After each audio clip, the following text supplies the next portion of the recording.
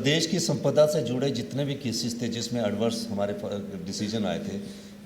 चाहे वो wild flower hall से संबंधित था।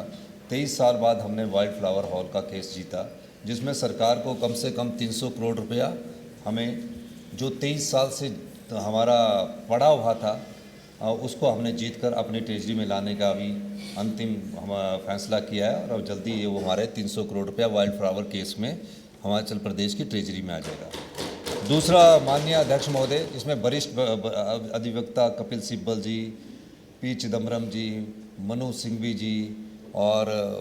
रुस्तोगी जी, ये चार बड़े बड़े वरिष्ठ नेता, इनको हमने अपील किया अधिवक्ता, ताकि जहां स्टेट का इंटरेस्ट है वहाँ इंडिया के नामी वकील खड़े किए जाए। पहली बार इतिहास में ऐसा हुआ कि नामी वकीलों को खड़ा किया गया। दूसरा केस सर, माननीय अध्यक्ष महोदय, JSW से संबंधित था, जिसमें हमारा जो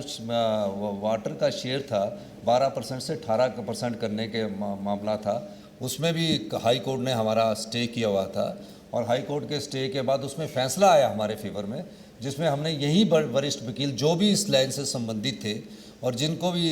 इसमें कोई पार्टी नहीं देखेगी, रुस्तोगी जी तो वैसे भी बीजेपी के सॉलिसिटर जनरल है, हमने उनको भी खड़ा किया ताकि हमारा स्टेट का इंटरेस्ट पहले रहे, प्रदेश की संपदा को बचाया जा सके, और जिसके कारण हमें हर साल 150 से 200 करोड़ रुपए का फ़ायदा JSW के कारण होगा। ये 2 केसेस है। तीसरे और जो केसेस चल रहे हैं, जो सुप्रीम कोर्ट में चल रहे हैं, जिसमें एडवर्स माननीय वरिष्ठ निदेशक विपिन परमार जी ने पूछा, जो ध्यान में है, उसमें BBMB का केस चल रहा है, शानन प्रोजेक्ट के केस चल रहे हैं, वाटर सेस के केस चल रहे हैं। जो भी प्रदेश की संपदा से जुड़े हुए केसेस हैं वो चल रहे हैं। बाकी जो केसेस है जो एम्प्लॉय से रिलेटेड है, वो धीरे धीरे जिन केसेस में सरकार को ज़रूरत होती है उसको हम सुप्रीम कोर्ट ले जाते हैं, वरना हम हाई कोर्ट के ज़्यादा फैसलों को मेरिट के आधार पर कैबिनेट के पास सामने प्रस्तुत करते हैं और कैबिनेट उसमें फैसला करती है और उसके आधार पर हम फैसले को हाई कोर्ट को अवगत करवाते हैं।